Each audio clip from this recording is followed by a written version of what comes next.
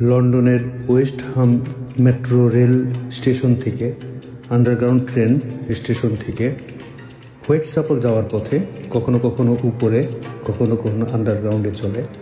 যাই হোক, হাতের ডান সাইডের ভিউগুলো অপরূপ সৌন্দর্যের লীলাভূমি লন্ডন দেখতে পাচ্ছেন কিছুটা অংশ। সাথে সাথে মূলত এই ভিডিওটি তৈরি হচ্ছে পবিত্র কোরআন শরীফের সূরা বাকারার 26 নম্বর আয়াতের বাংলা তর্জমা এবং সংক্ষিপ্ত কিছু বিশ্লেষণ ও শানে নজুল।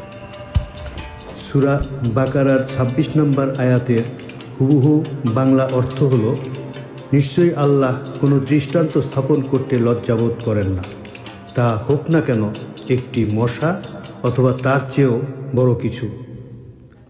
যারা বিশ্বাস স্থাপন করেছে তারা জানে এটি তাদের প্রতিপালকের পক্ষ থেকে সত্য, আর যারা বিশ্বাস করেনি তারা বলে আল্লাহ এই দৃষ্টান্ত দিয়ে কি বোঝাতে চান।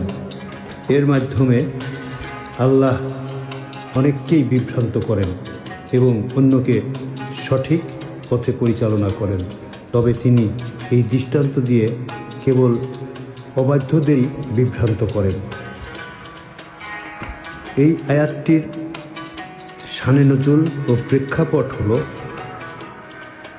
যখন মহান আল্লাহ তাআলা কোরআনে মাকড়সা এবং মাছির মতো ছোট প্রাণীর উদাহরণ দেন, তখন মুশরিকরা বলতে শুরু করেন যে আল্লাহ কি এই ছোট প্রাণীদের কথা উল্লেখ করে সম্মানিত হতে চান।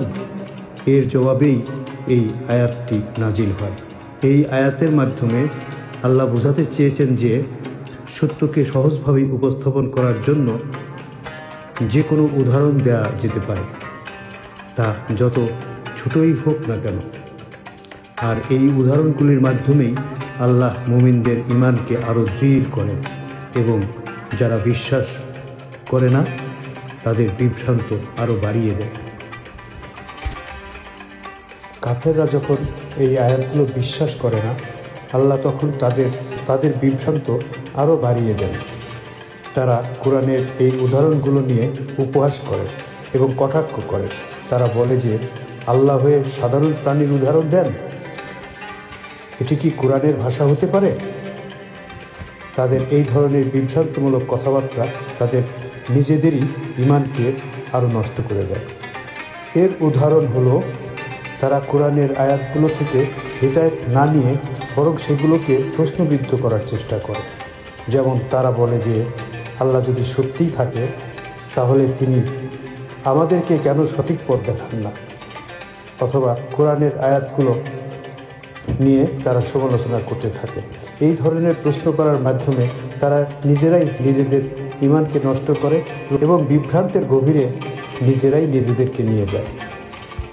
অতএব আমাদের উচিত পবিত্র কোরআন শরীফের প্রতিটি আয়াত মর্মে মর্মে উপলব্ধি করে নিজেরা সঠিক পথে চলার জন্য এবং কোরআনকে সম্পূর্ণভাবে 100তে 100 বিশ্বাস করে ভক্তি, শ্রদ্ধা এবং কোরআনকে অবলম্বন করে জীবনযাপন করা। ধন্যবাদ। আসসালামু আলাইকুম ওয়া রাহমাতুল্লাহ।